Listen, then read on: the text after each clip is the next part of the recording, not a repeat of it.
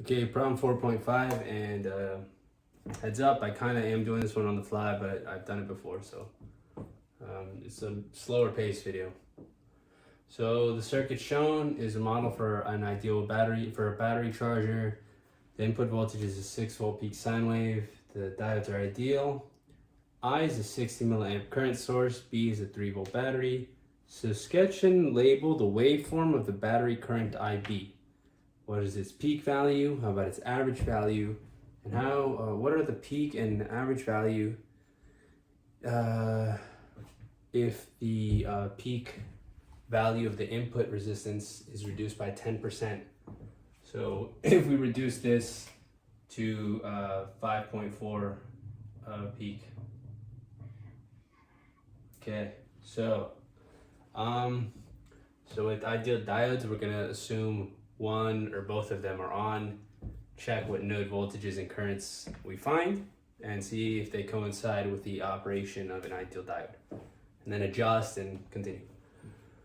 So let's assume D2 is on, right? If D2 is on, then this is a short circuit, and this entire node voltage would be 3 volts, right? So let's see, if V1 were 1 volt, 2 volts, up to 3 volts. During that time, D1 would be conducting. So that would make this a short circuit. So that would make this entire node voltage 1, 2, up to 3. And that would make this node voltage here, like 1. It would make this less than 3, and so that would make this an open circuit, okay? So if this were an open circuit, IB would be 0 up until the time that VI is 3 volts.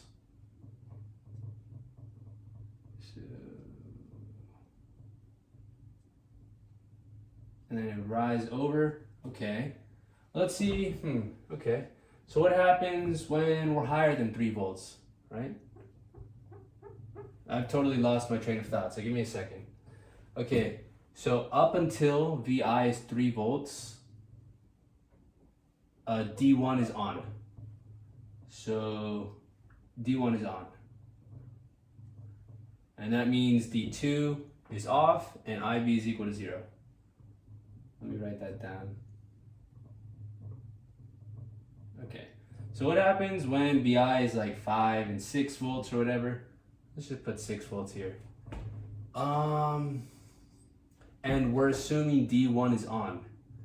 If this is 6 volts, then this entire node voltage is 6 volts. And this node voltage over here is 3 volts. So D2 would begin to conduct anytime VI is higher than 3 volts. And if this were to conduct, then this entire node voltage would all be 3 volts because D2 would be a short circuit.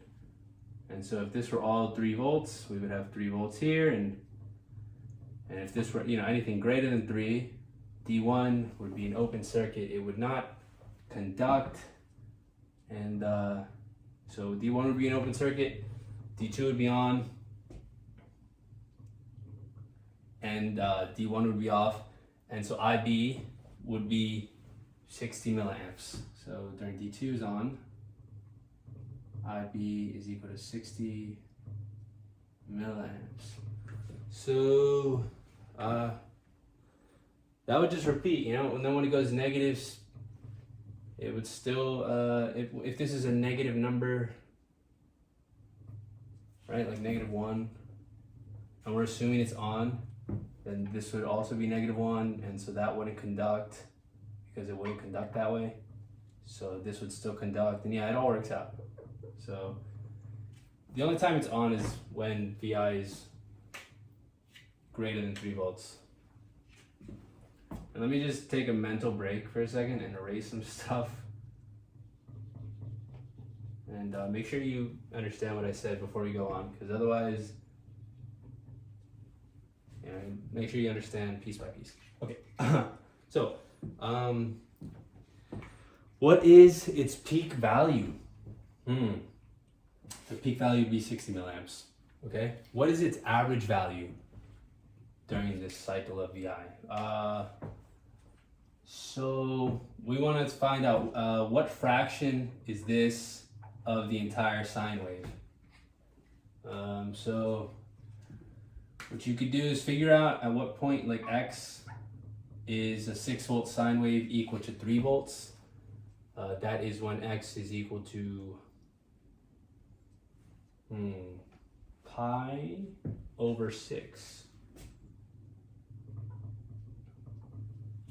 Using like the unit circle, you know, when is y equal to 1/2?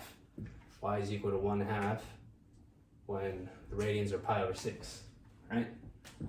So then that, you know, when is it also again 1/2? That would be at pi over 6, 2, 3, 4, 5 pi over 6, whatever, 5 pi over 6.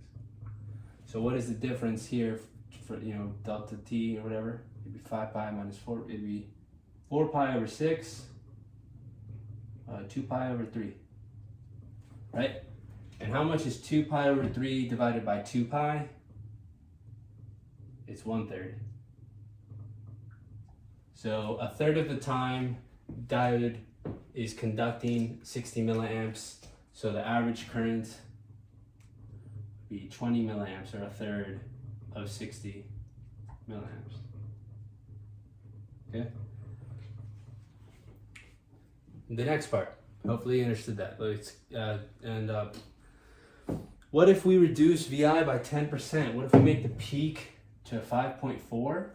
I mean, the same operation is going to happen. We're just going to get a different time for x, a different fraction. So when is a 5.4 volts sine wave equal to 3? You can use like an inverse sine. Do like 3 volts equals to 5.4 sine of t. And I didn't do that beforehand, so I need a second. 0.589.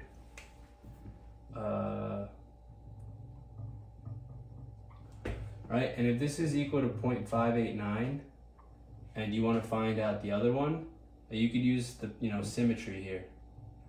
So if this is 0, and at 0.589 away from 0, we're at 3 volts, and this is pi, then pi minus 5.89 would get you, I guess I had to do a cut because I made a typo or whatever. So that was 0.589, and we want to find this other time. Then using symmetry, I can do pi minus 0.589 and get this other t. That is 2.553. So then I can get delta t by subtracting, and that's about 1.964. And then if I do delta t divided by 2 pi, I can get the fraction of when it's on to when versus to when it's off.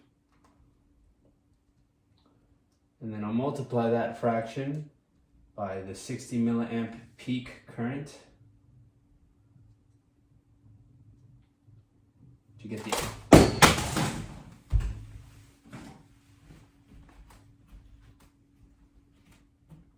average.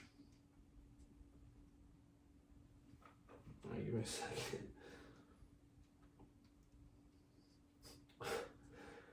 Times 60. All right, so the average current should be like 18.75 milliamps. There you go.